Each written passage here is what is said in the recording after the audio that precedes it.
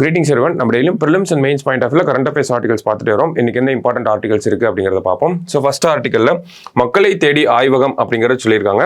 So அதுக்கு முன்னாடி என்ன சொல்லியிருப்பாங்க அப்படின்னா தமிழகத்தில் இருக்கக்கூடிய ஒரு 1622 ஆரம்ப சுகாதார நிலையங்கள் பிரைமரி ஹெல்த் கேர் சென்டர் அப்படிங்கறத சொல்றோம். அவங்களுக்கு NABL அப்படிங்கிற இந்த சர்டிபிகேஷன் அப்படிங்கிறது கிடைச்சிருக்கு. ஓகேங்களா?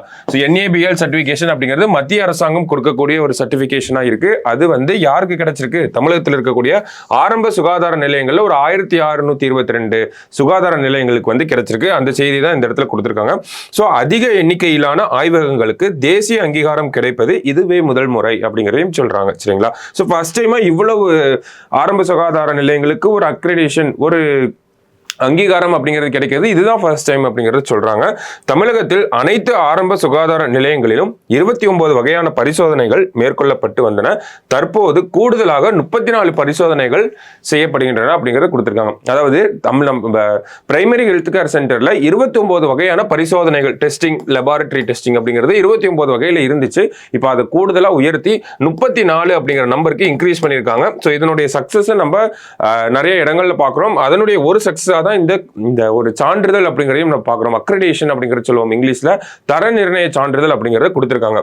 மக்களை தேடி மருத்துவ திட்டம் எப்படி மகத்தான வெற்றியை பெற்றிருக்கிறதோ அதேபோல் இந்த ஆய்வக வசதியும் மக்களை தேடி செல்ல வேண்டும் என்கிற வகையில் பிப்ரவரி 5ஆம் தேதி கன்னியாகுமரி மாவட்டம் தொல்லவிளை பகுதியில் உள்ள ஆரம்ப சுகாதார நிலையத்தில் மக்களை தேடி ஆய்வகம் என்ற திட்டம் தொடங்கப்பட்டது அப்படிங்கறத சொல்லியிருக்காங்க. ஓகேங்களா?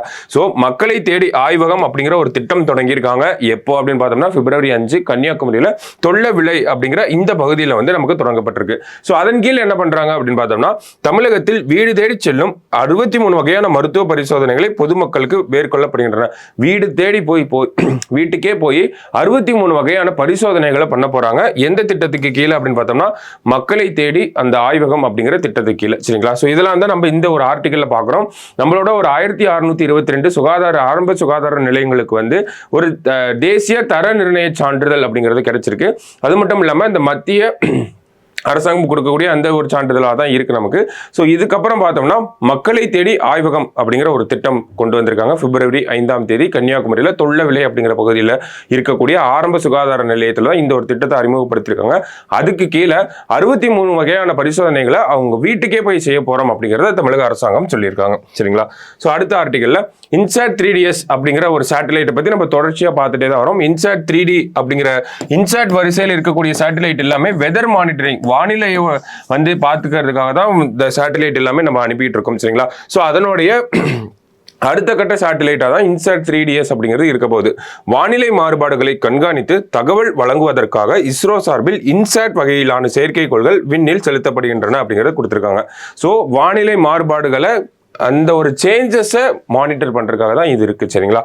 ஸோ அதுல அதிநவீன இன்சாட் 3DS என்னும் செயற்கைக்கோளை இஸ்ரோ வடிவமைத்துள்ளது அப்படிங்கிறத சொல்லியிருக்காங்க. ஓகேங்களா? ஸோ இன்சாட் 3DS அப்படிங்கிறத வடிவமைச்சிருக்காங்க. அது GSLV F-14 ராக்கெட் மூலம் ஸ்ரீஹரிகோட்டாவில் உள்ள சதீஷ் தவன் ஏவுதளத்திலிருந்து சனிக்கிழமை விண்ணில் செலுத்தப்பட உள்ளது. அதாவது இன்சாட் 3DS அப்படிங்கிற சேட்டலைட்டை இன்னைக்கு தான் லான்ச் பண்ண போறாங்க. பிப்ரவரி 17ஆம் தேதியான இன்னைக்கு நமக்கு அந்த இன்சாட் 3DS அப்படிங்கிற சேட்டலைட் லான்ச் ஆக போகுது. எங்க இருந்து அப்படின்னு பார்த்தோம்னா நமக்கு எப்பயுமே ஸ்ரீஹரிகோட்டால இருந்தா இந்த சேட்டலைட் எல்லாமே லான்ச் ஆகும். சரிங்களா? ஸோ இந்த ராக்கெட்டை பத்தி பார்த்தோம் அப்படின்னா 2275 கிலோ எடை கொண்ட இன்சாட் 3DS செயற்கைக்கோளில் 6 இமேஜிங் சேனல்கள் உட்பட 25 விதமான ஆய்வு கருவிகள் பொருத்தப்பட்டுள்ளன அப்படிங்கிறத சொல்லியிருக்காங்க. ஸோ இந்த ஒரு சேட்டலைட் அதிநவீன தொழில்நுட்பங்களோட இயங்க போகுது. ஹை டெக்னாலஜி அப்படிங்கறத இதுல பயன்படுத்தியிருக்காங்க. ஸோ இதன் மூலமா நமக்கு அந்த பேரிடர்கள் இந்த சைக்ளோனோ இல்ல நல்ல மழை பெய்ய போகுதோ இந்த மாதிரியான விஷயங்களை இந்த மாதிரியான தரவுகளை நமக்கு ரியல் டைம்ல வழங்க போகுது. நிகழ்நேர தரவுகளா இருக்க போகுது. சரிங்களா? ரியல் டைம் டேட்டாவா இருக்க போகுது. அதன் மூலமா நம்ம அந்த பேரிடர்களை முன்கூட்டியே கண்டுபிடிச்சு முன்கூட்டியே மக்களை வந்து காப்பாதற்கான விஷயங்களை அரசாங்கங்கள் பண்ண முடியும். சரிங்களா? ஸோ அதுதான் இந்த ஒரு சேட்டலைட்டோட முக்கியத்துவமா இருக்கு. GSLV F-14 மூலமா இன்சாட் 3DS அப்படிங்கிற சேட்டலைட்டை இன்னைக்கு சாயந்தரம் லான்ச் பண்ண போறாங்க. சரிங்களா? ஸோ அடுத்தது புவிக்கு திருப்பி கொண்டு வரப்பட்ட கார்ட்டோசாட் 2 செயற்கைக்கோள் அப்படிங்கிறது கொடுத்திருக்காங்க. ஸோ புவி கண்காணிப்பு பணிகளுக்கான விண்ணுக்கு அனுப்பப்பட்ட கார்ட்டோசாட் 2 செயற்கைக்கோள் 17 ஆண்டுகளுக்கு பிறகு மீண்டும் திருப்பி கொண்டு வரப்பட்டு கடலில் விழ வைக்கப்பட்டது அப்படிங்கிறது சொல்லியிருக்காங்க. ஸோ கார்ட்டோசாட் அப்படிங்கிற ஒரு விஷயத்தை அனுப்பியிருக்கோம். ஸோ அந்த சேட்டலைட்டை மறுபடியும் கொண்டு வந்து அதை கடலில் விழ வச்சிருக்காங்க. ஏன் அப்படிங்கிறத பார்ப்போம். ஃபர்ஸ்ட் எதுக்காக அனுப்பியிருக்காங்க அப்படிங்கிறத பார்க்கணும். சரிங்களா? இஸ்ரோ சார்பில் வடிவமைக்கப்பட்ட அதிநவீனமும் உயர் துல்லியமும் கொண்ட இமேஜிங் செயற்கைக்கோளான கார்ட்டோசாட் 2 2007 ஆண்டு ஜனவரி 10ஆம் தேதி விண்ணுக்கு அனுப்பப்பட்டது. முக்கியமான பாயிண்ட், 2007 ஜனவரி 10 அதை விண்ணுக்கு அனுப்பியிருக்கோம். கார்ட்டோசாட் அப்படிங்கிறது ஒரு இமேஜிங் சேட்டலைட் அப்படிங்கிறது இந்த இடத்துல கொடுத்துருக்காங்க. புகைப்படம் எடுக்கிறதுக்காக அனுப்பப்பட்ட ஒரு சேட்டலைட். எதை புகைப்படம் எடுக்க போறாங்க? நம்மளோட இந்த இந்தியா அப்படிங்கிற நிலப்பரப்புகளை வந்து அந்த லேண்ட் சர்ஃபேஸை போட்டோ எடுக்கிறதுக்காக. ஓகேங்களா? மொத்தம் 680 கிலோ எடை கொண்ட அந்த செயற்கைக்கோள் 635 கிலோமீட்டர் தொலைவில் உள்ள புவி வட்டப்பாதையில் வெற்றிகரமாக நிலைநிறுத்தப்பட்டது. எப்போனா 2007. சரிங்களா? சோ அதை தொடர்ந்து நகர்ப்புற திட்டமிடல் நடவடிக்கைகளுக்காக உதவும் வகையிலான மிக துல்லியமான புகைப்படங்கள் அந்த செயற்கைக்கோள்கள் மூலம் எடுக்கப்பட்டன. சோ என்ன சொல்றாங்க அப்படின்னா, ஜனவரி 10, 2007 நம்ம கார்ட்டோசாட் அப்படிங்கிற இமேஜிங் சேட்டலைட் அனுப்புறோம். அந்த சேட்டலைட்டை யூஸ் பண்ணி என்ன பண்றோம்னா, அது நமக்கு நல்ல துல்லியமான ஹை ரெசல்யூஷன் பிக்சர்ஸ் அப்படிங்கறத நமக்கு கொடுத்துட்டே வருது. தொடர்ச்சியா நமக்கு அந்த ஹை ரெசல்யூஷன் பிக்சர்ஸ் அப்படிங்கிறது வருது. அதை யூஸ் பண்ணி நம்ம என்ன பண்றோம்னா, அர்பன் பிளானிங் பண்றோம். ஓகேங்களா? அர்பன் ஆக்டிவிட்டீஸ்க்கு அந்த இமேஜஸ் வந்து ரொம்ப யூஸ்ஃபுல்லா இருந்துச்சு அப்படிங்கறத கடைசி பாயிண்ட்ல கொடுத்திருக்காங்க. நகர்ப்புற திட்டமிடல் நடவடிக்கைகளுக்காக உதவும் வகையிலான மிக துல்லியமான புகைப்படங்கள், ஹை ரெசல்யூஷன்ல ரொம்ப அக்யூரசி அதிகமா இருக்கக்கூடிய துல்லியமான அந்த புகைப்படங்களை வந்து இந்த கார்ட்டோசாட் அப்படிங்கிற செயற்கைக்கோள் நமக்கு தொடர்ச்சியா அனுப்பிட்டே வந்திருக்கு. சரிங்களா? சோ அதுதான் நம்ம பார்க்கிறோம். நகர்ப்புற அர்பன் பிளானிங்காக யூஸ் பண்ணிருக்காங்க. ஓகேவா? சோ அடுத்தது பயன்பாடு நிறைவு அப்படிங்கிற சொல்லியிருக்காங்க. இந்த நிலையில் அதன் பயன்பாடு நிறைவடைந்ததை தொடர்ந்து செயற்கைக்கோள் மீண்டும் பூமிக்கு கொண்டு வரப்பட்டு அது கடலில் விழ வைக்க இஸ்ரோ முடிவு செய்தது. சோ ஒரு செயற்கைக்கோள் அதனுடைய ஒவ்வொரு செயற்கைக்கோளுக்கும் அதுக்குன்னு ஒரு காலம் இருக்கும். ஓகேங்களா? காலகட்டம் அப்படிங்கிறதுக்கும் டைம் பீரியட் அப்படிங்கிறத சொல்றாங்க. ஓகேங்களா? சோ எக்ஸாம்பிளுக்கு எக்ஸ்போசாட் அப்படிங்கிற சேட்டலைட்டை ஜனவரி 1, 2024 அனுப்பியிருப்போம்.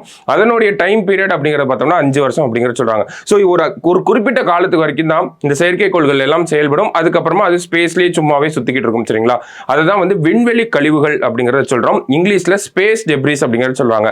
ஸ்பேஸ் டெப்ரிஸ் அப்படிங்கிறது, இந்த விண்வெளி கழிவுகள் அப்படிங்கிறது ஒரு பெரிய பிரச்சனையா இருக்கு. ஏன்னா நிறைய சேட்டலைட் நம்ம அனுப்பியிருக்கோம் அந்த காலத்துல இருந்து.